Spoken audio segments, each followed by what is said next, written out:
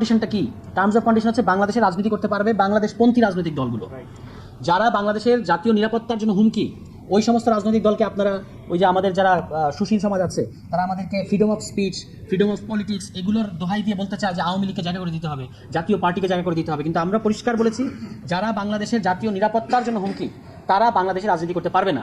এই জন্য আওয়ামী লীগ তো রাজনীতি করতে পারবেই না, জাতীয় পার্টি রাজনীতি করতে পারবে না। এই জাতীয় পার্টি বাংলাদেশের গণতন্ত্র ধ্বংস করার জন্য, তারপরে ফ্যাসিবাদকে এখানে প্রতিষ্ঠিত করার জন্য, রাতের ভোট, অবৈধ নির্বাচনগুলোকে বৈধ দেওয়ার জন্য ভারত থেকে নির্দেশিত হয়ে তারা এখানে কাজ করেছে। এই জিএম কাদের দেখেন আপনি, এখন তার ফেসবুকে আবার এই গতকালকে ঘটনার পরে কিন্তু ওই ইয়েগুলো আসতেছে, পুরনো ভিডিওগুলো, যে ভারত থেকে সফর করে এসে কি বলছে জিএম কাদের, বলছে আমাকে ভারতের কাদের কাদের সাথে মিটিং করেছি আমি বলবো না, কিন্তু আমাকে এই নির্বাচনে অংশ নিতে হবে, এটা আমাকে বলে দেওয়া হয়েছে। তাহলে তো এরা তো ভারতের এজেন্ট, এরা তো বাংলাদেশপন্থী কোনো দল না, এরা বাংলাদেশের সার্বভৌমত্বের জন্য হুমকি। এবং এই জন্য আমি বলতেছি যে এরা হচ্ছে আমাদের জাতীয় নিরাপত্তার জন্য হুমকি।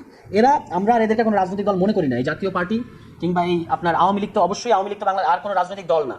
আওয়ামী লীগ একটা গণহত্যাকারী সন্ত্রাসী গোষ্ঠী, এবং এটার দোসর কিংবা সহায়ক শক্তি হচ্ছে এই জাতীয় পার্টি। এই জাতীয় পার্টির জন্য গতকালকে যে ন্যাক্কারজনক ঘটনাটা ঢাকা শহরে ঘটিয়েছে, পুলিশ এবং সেনাবাহিনীর একাংশ যে আমাদের গণ অভ্যুত্থানের পক্ষের একটা শক্তি, এবং সেখানে নুরুল হক নূর এখনো হাসপাতালে খুব ক্রিটিক্যাল অবস্থার মধ্যে আছে, তার নাক ফাটিয়ে দেওয়া হচ্ছে, তার মস্তিষ্কে রক্তক্ষরণ হচ্ছে, এবং যেভাবে তাদের পার্টি অফিসের ভিতরে ঢুকে গিয়ে তাদেরকে হামলা করা হলো এবং বেধড়ক পেটানো হলো, এটা অত্যন্ত উদ্বেগজনক ঘটনা। এবং আমরা এই ঘটনার প্রতিবাদ জানাই, এবং আমাদেরকে এই প্রতিবাদ জানাতে হবে কেন জানেন?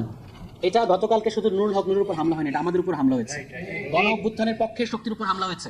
এবং এই হামলার পেছনে পুলিশের যে সকল, মানে যারা নির্দেশ দিয়েছে, সেনাবাহিনীর যারা নির্দেশ দিয়েছে, আমাদেরকে পরিষ্কার করে বলতে হবে যে তাদেরকে শাস্তির আওতায় আনতে হবে। বাংলাদেশের কোনো রাজনৈতিক দলের, আমাদের যদি আপনারা পরবর্তীতে মেরে ফেলেন, আমরা 5 তারিখের পরে এই জীবনকে ব্ল্যাঙ্ক চেক দিছি, আমরা এগুলোকে ভয় পাই না, ঠিক আছে?